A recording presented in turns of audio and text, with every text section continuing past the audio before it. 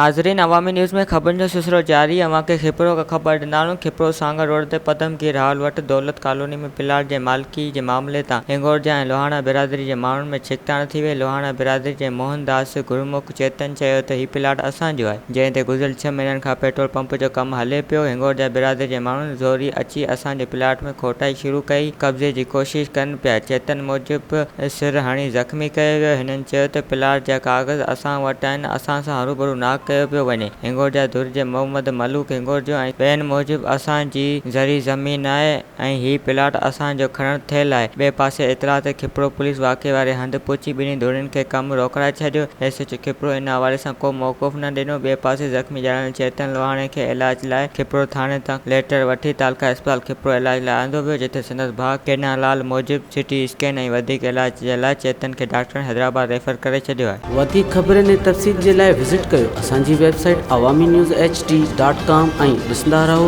Awami news HD।